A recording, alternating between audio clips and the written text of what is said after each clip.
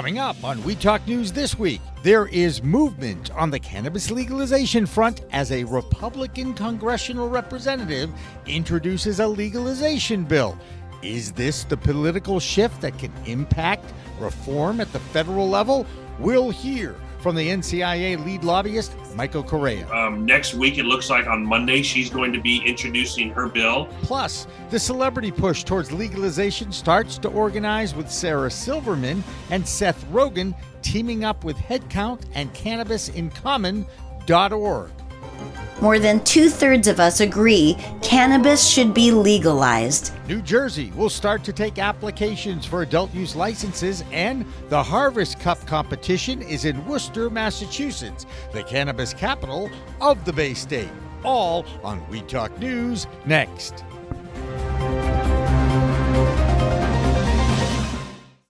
Pro-Cannabis Media Programming and PCM TV is supported by Revolutionary Clinics, Massachusetts' #1 medical dispensary where the patient comes first, and by Salient Systems for Video Surveillance. You've got regulations, Salient has solutions for your security needs. And by Accounting Buds, your #1 CPA specialist for the cannabis industry. And by Artery Pay, easy, cheap, fun, and legal, just like cannabis should be. We are Pro-Cannabis Media.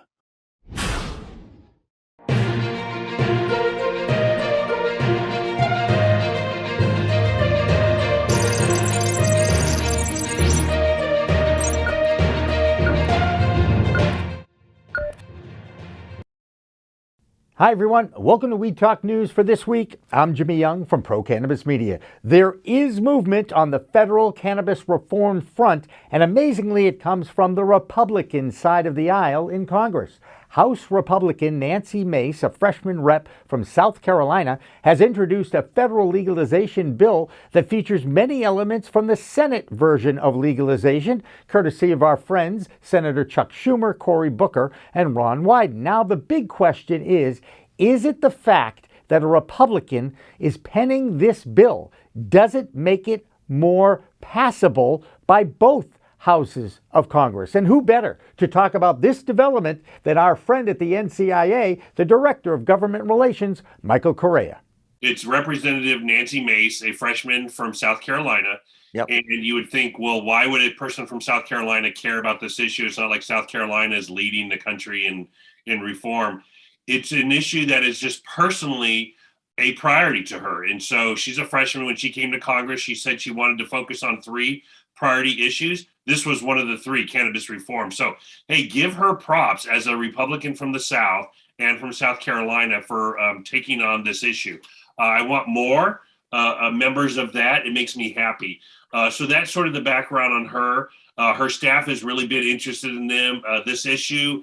They've got a lot of influence in our regulatory paper that we put out a couple of years ago. They really appreciated that. They've been talking to a lot of reform groups.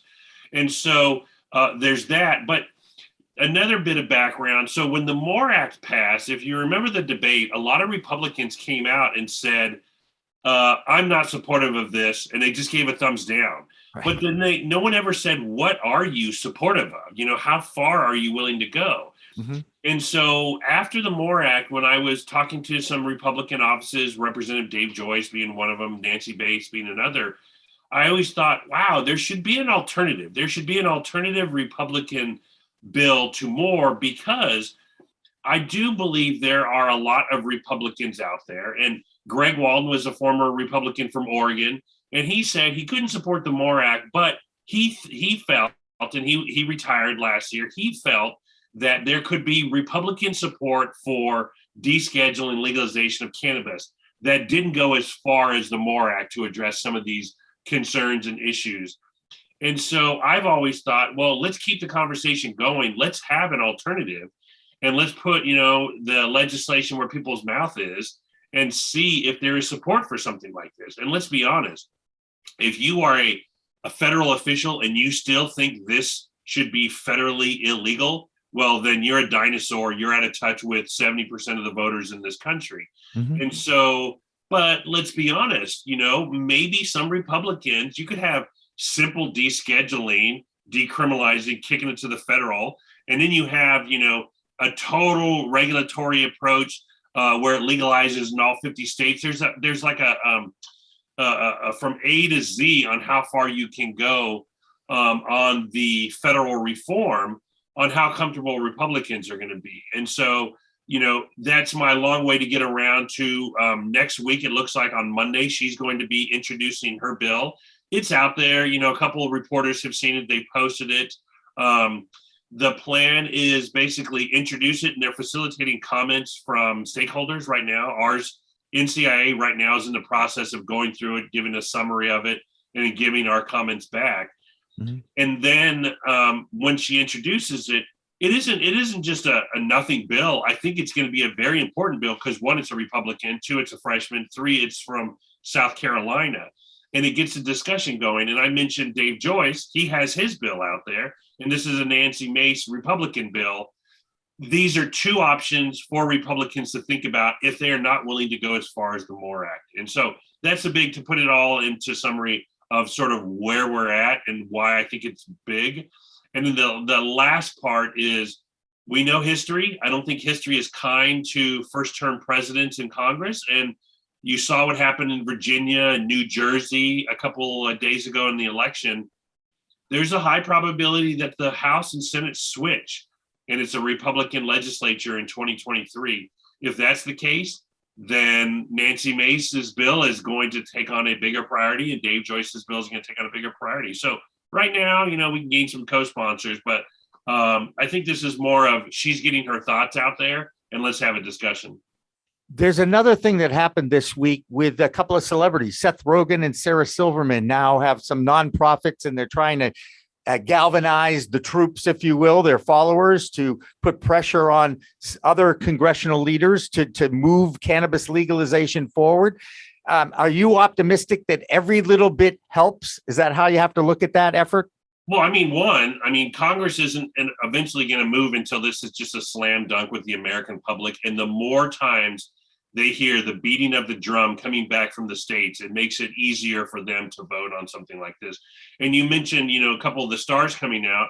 I want to mention, I think it was 24 governors sent a letter to Congress this past week to say, hey, pass the Safe Banking Act in defense appropriations budget bill.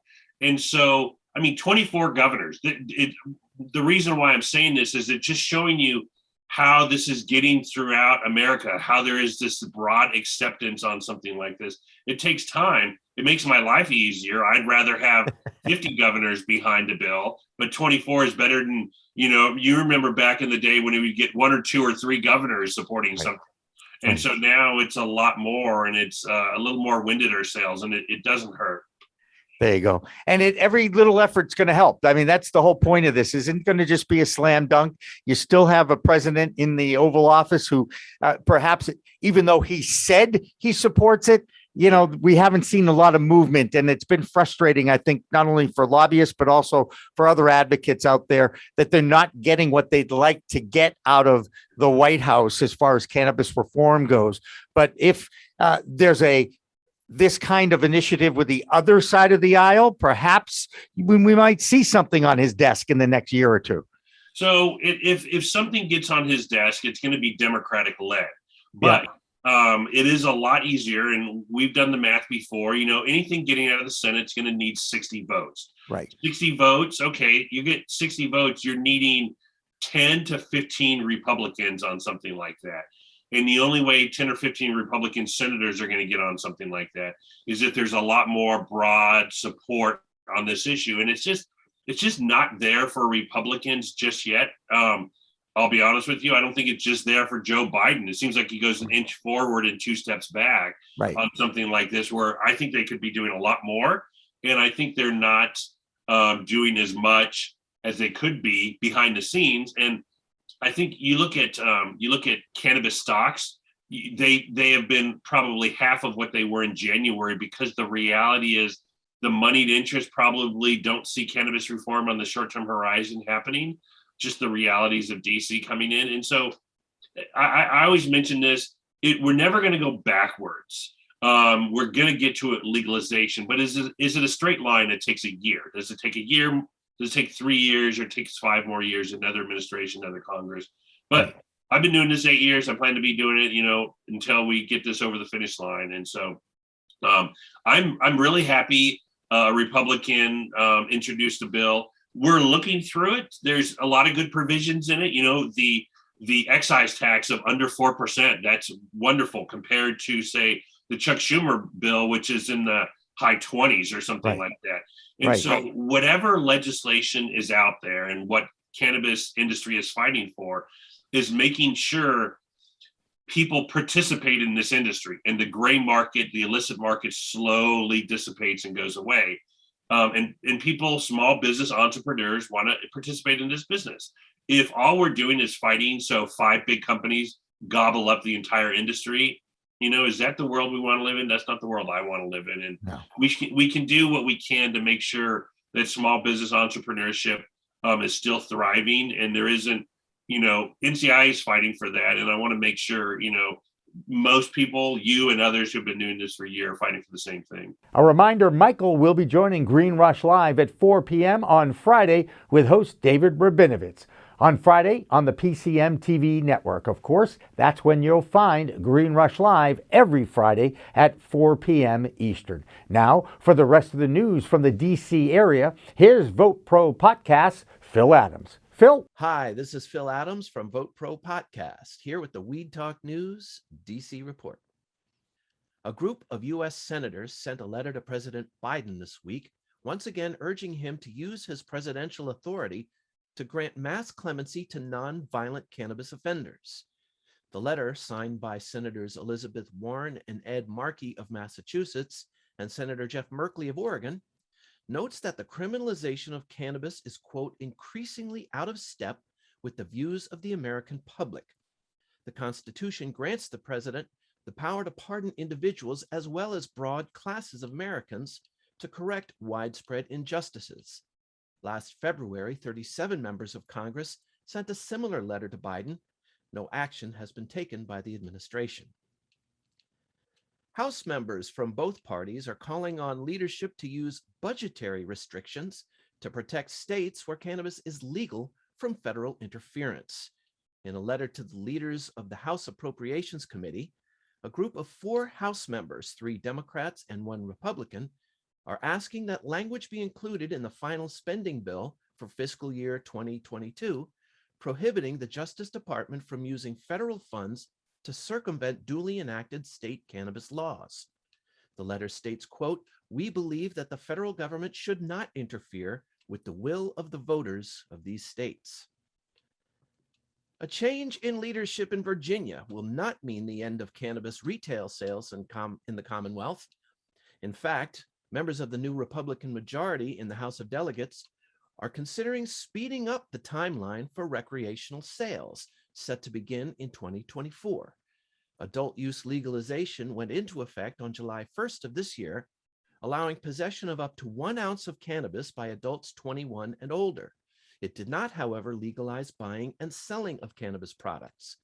Incoming Republican House Leader Todd Gilbert said, quote, "We need to fix that, or all we'll have is a black market." Republican Governor-elect Glenn Youngkin pledged during the campaign that he will not seek to repeal legalization. That's the Weed Talk news from inside the Beltway. I'm Phil Adams from Vote Pro Podcast. This is, of course, the week of Veterans Day, when we honor and remember many who served our country in the military. A quick shout out to our favorite veteran, Stephen Mandilli from Uxbridge, who works as a co-host on our Joint Venture Co. show with Ann Brum. Please get well soon. Stephen, we miss you, big guy. Our Missouri report is from a friend of Missouri veterans, Brandon Jones, who tells us about another state that has now banned hemp-derived Delta-8, while also postponing new rules about promotional events in the cannabis industry in that show-me state. Here's Brandon's report this week. Hey everybody, I'm Brandon Jones, a distribution maven, Missouri Cannabis Report for Weed Talk News. Today I'm at Mogro Solutions here in Kansas City, Missouri for a Veterans Day celebration. we're actually getting a lot of education out to the veteran community. And one of the biggest things they did today was they gave an entire grow kit to a veteran. So Top Shelf is the local podcast. It's Top Shelf with Big V and Zach. They do a lot of education on the Missouri cannabis scene and help a lot of veterans in the community. Big V himself was a veteran. So they actually gave an entire grow kit to a gentleman today and set him up so that he can have his own medicine. The second report today comes out of GHSS. It has to deal with two main issues on a draft. The first is clones. So at this point in time, Missouri cannot sell clones at any dispensaries, but this is up for change. There are a couple weird stipulations in the law, though. First of all, is that they must be kept in the vaults. They must be labeled by the person and must be picked up within 24 hours of the actual estimated delivery date. If they don't pick it up, the dispensary must dispose of the clone. The second is that they are thinking about banning Delta 8 products in all dispensaries here in Missouri.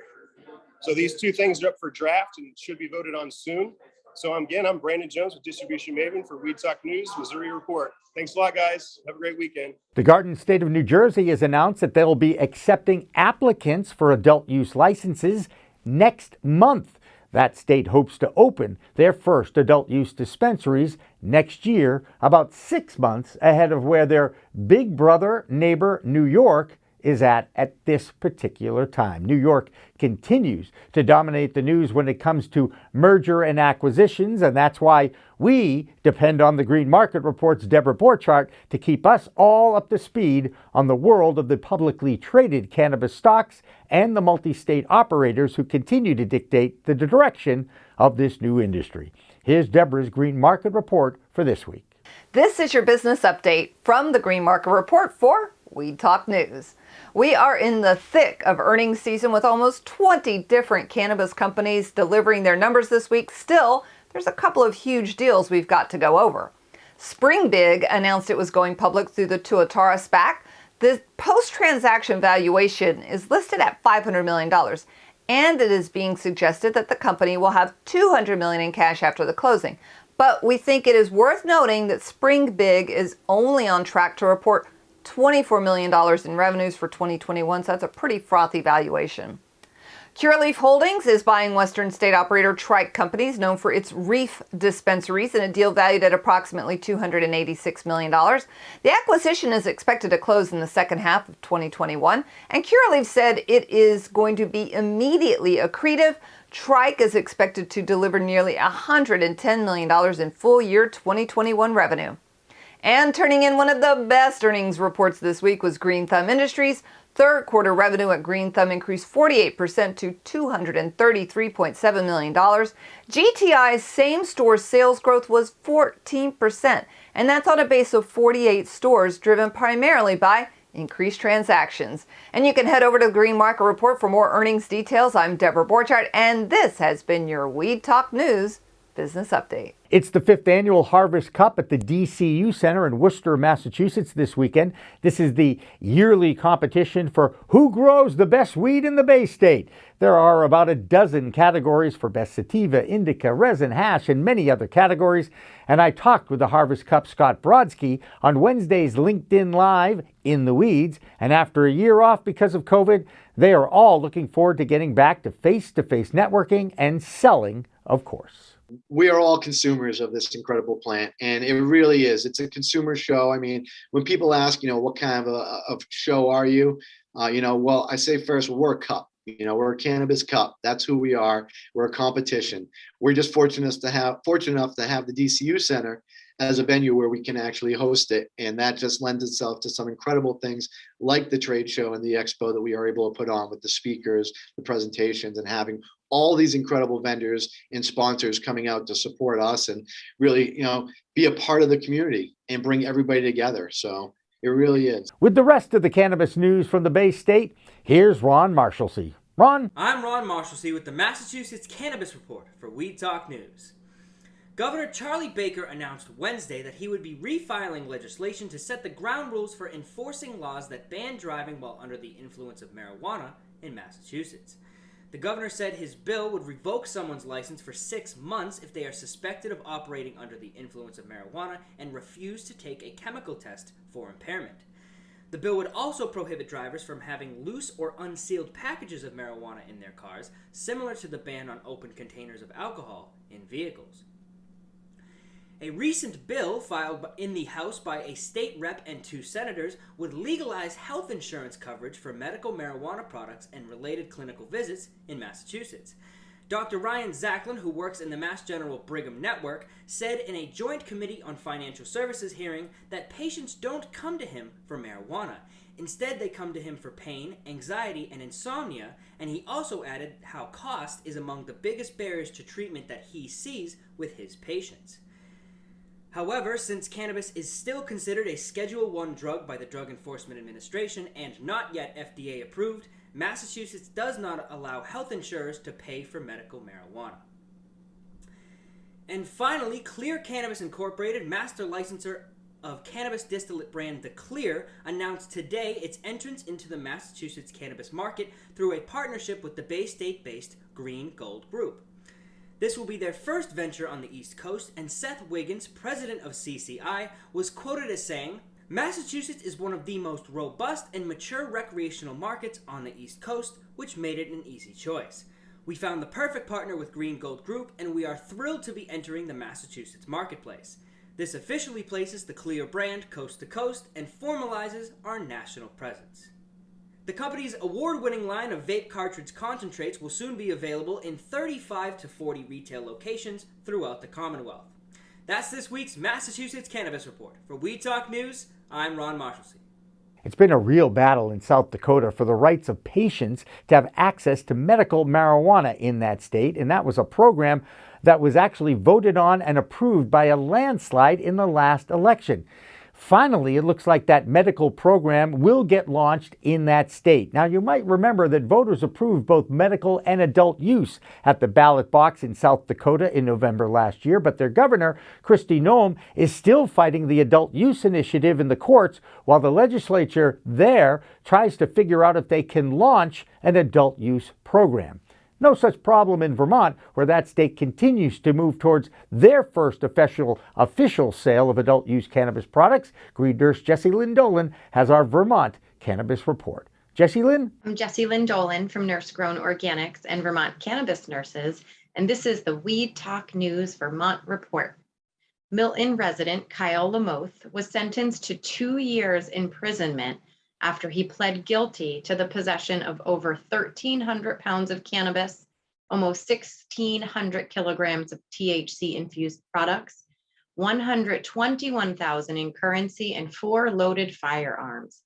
Lamoth will also have to pay a $20,000 fine and be subject to 3 years of supervision after his release. In the last few weeks, a number of towns, Jamaica, Woodstock, and now Londonderry, have voted in favor of allowing cannabis retail in their community. However, Ludlow voted down retail. Look for more votes come town meeting day in March. With those votes likely in mind, the Cannabis Control Board has asked lawmakers to come up with new financial incentives to get towns to opt in to cannabis retail in their communities. Cannabis Control Board member Julie Hulberd noted that towns could run into unexpected expenses hosting a retail store, and that sharing a portion of Vermont's cannabis excise tax with communities could help defray those costs. Hulberd said sharing tax revenue allows local government to cover their costs associated with retail stores being within their borders, and it may encourage municipalities to opt in to allowing retailers to come into their borders. The legislator will be picking up this issue and other cannabis-related proposals when they reconvene in January. That's the Vermont Report for Weed Talk News. I'm Vermont's cannabis nurse, Jessilyn Dolan. It's called Cannabis in Common, and it's Seth Rogen's latest attempt at normalization and legalization of cannabis. This week, he joined Sarah Silverman on Headcount with videos designed to ask the public to call on their federal representatives in the states to put an end to prohibition in this country and legalize cannabis finally. Interestingly, U.S. multi-state operators like Curaleaf, Kronos, and Canopy Growth from Canada have all pledged support behind the efforts of Rogen and Silverman to galvanize the public. Right now, 68% of Americans support legalization at the federal level, according to the latest polls. Perhaps some messages from celebrities and their constituents will motivate our politicians to learn about this plant once and for all. One guy who has always been in favor of legalization is attorney Thomas Howard out of Illinois. He hosts the popular Cannabis Legalization News. He has our Illinois report for Weed Talk News. Hello, I'm Tom Howard from Cannabis Legalization News, and I'm here with Weed Talk News to discuss Illinois from the week that is November 11th, 2021. And in the big story, Green Thumb Industries has exploded when it comes to its stock. It is up about 16% today because they blew the socks off of their earnings. It's quite easy to do when there's been no new cultivation licenses given out by the state of Illinois since July, actually, but those entrants aren't coming onto the market for at least another, and this was from a reputable source that is another MSO operator in the industry, 12 to 18 months. So 12 to 18 months from now is 4 to 6 quarters. Looks like Green Thumb Industries, the ticker for that one is GTBIF. It may still go up, but you know how stocks are. Sometimes you don't get to only make money by printing it and then by selling securities. Sometimes you raise money, and that is what Philo did, another Chicago-based cannabis ancillary. It is a cannabis marketing and compliance software company. They raised another $40 million to fund growth, mergers and acquisitions, and attract talent. The deal comes just 7 months after they had raised $30 million, and now they've raised $100 million in capital since August of 2020. Why would you need to raise so much capital? Probably because you're losing money, but it's a private company, so we really can't inspect its books, unlike Green Thumb Industries, where you can. So we have to read tea leaves when you have a private company that's raising money like that. However, you're publicly traded, you actually have to report on a quarterly basis, as you may or may not be aware. And then finally, Illinois craft growers are struggling to get out of the gate, even though that they now have licenses. For example, Ambrose Jackson, a CEO of Helios Labs, shout out to him. Hopefully I'll see him here in the city really soon. Ambrose Jackson said, this was an unintended consequence of legislation that limited our production initially to 5,000 square feet of flowering canopy. For craft growers licenses winners that are in the process of securing facilities and maybe redesigning floor plans, and it makes sense to build out a facility capable of operating at the maximum 1,400 square feet of flowering canopy. The problem is that it becomes cost prohibitive for some, and that is true. You see, the 5,000 square foot flowering canopy is the smallest license type in the state of Illinois. It equates approximately to a Class C license in Michigan, which is their largest license type. Class C license has 2,000 plants. A craft grower license doesn't have a limit on plants, just the flowering canopy size at 4 square feet per plant. That would be approximately 1,250 plants in flower. And so that would be approximately a Class C license, because not all your plants would be in flower, you see. You might have still some in veg powering flower rooms. And if you really enjoyed all these types of things, you should check me out at cannabisindustrylawyer.com. My name is Tom.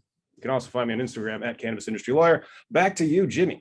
Ohio is starting to talk about expanding its already existing medical marijuana program by adding many ailments to the list of diagnoses to qualify. They include migraines, opioid use disorder, and arthritis. A Republican state senator there named Stephen Huffman has introduced a bill that expands that program, while signatures are being collected in Ohio to get adult use on the ballot for 2022.